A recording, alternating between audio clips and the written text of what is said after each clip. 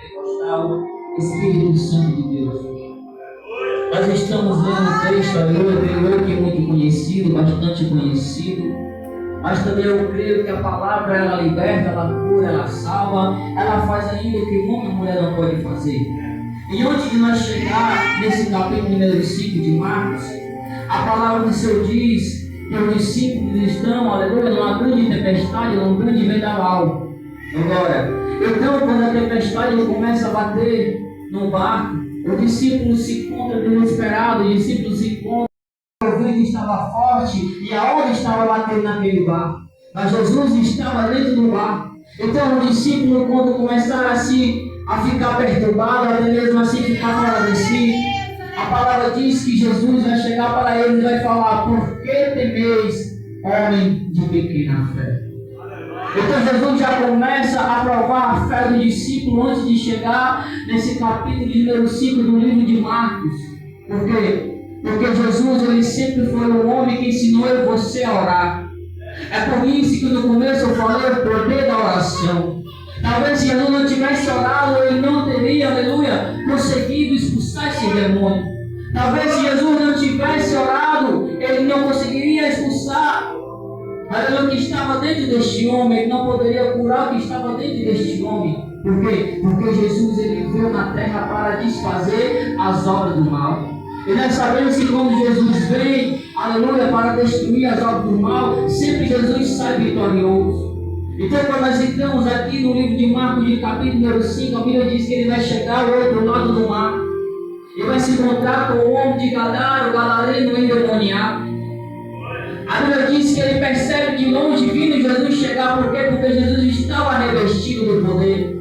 Porque Jesus estava revestido da oração. Porque Jesus sempre buscava a Deus. E muitas vezes você não quer se prostrar diante do Senhor.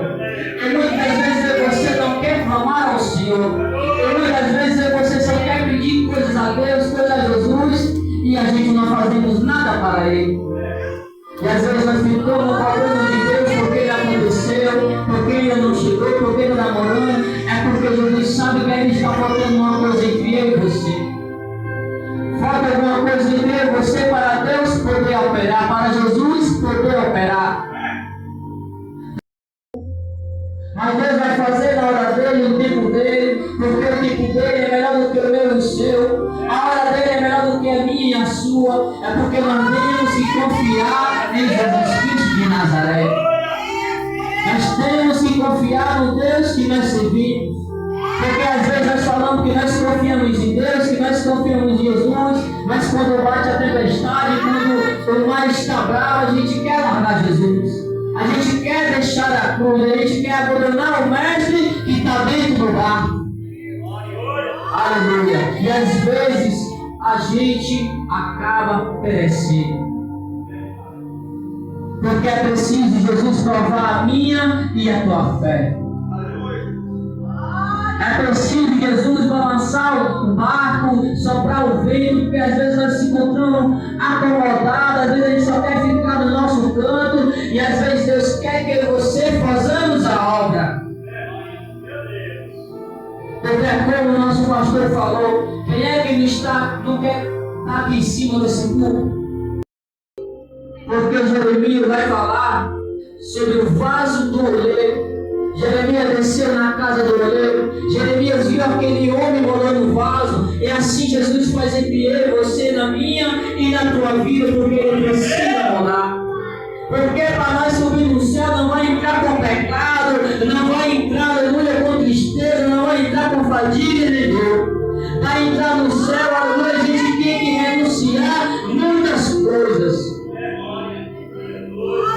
Porque nós precisamos renunciar. Porque nós queremos um dia morar no céu. Quem aqui não quer morar no céu? Quem aqui não quer ver Deus sentado, aleluia, no trono? Mas é preciso, às vezes, a gente renunciar a algo que está impedindo de eu e você subir para o céu. Porque só Deus sabe e eu e você sabemos o que é que está impedindo o trabalhar de Deus na minha e na tua vida. Não tem como ninguém enganar Jesus. Provérbios capítulo 15, versículo 3 vai falar que os olhos do Senhor estão em todo lugar, contemplando os maus e os bons. Não tem como ninguém se esconder de Jesus. Não tem como ninguém querer, aleluia, até mesmo enganar Jesus.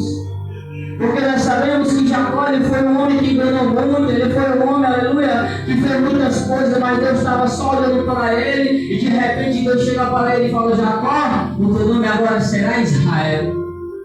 Não vai ser mais Jacó. Porque Jacó era enganoso, Jacó era mentiroso, Jacó era cobiçoso, aleluia. Então, às vezes, quando a gente pensamos que Jesus está fora do barco, Ele está dentro do barco. Não é hora de parar, não é hora de recuar. É hora de pegar firme com Jesus, porque em breve a trombeta ela vai tocar. E como é que está, aleluia, a minha e tua vida diante do Senhor? Como é que está a minha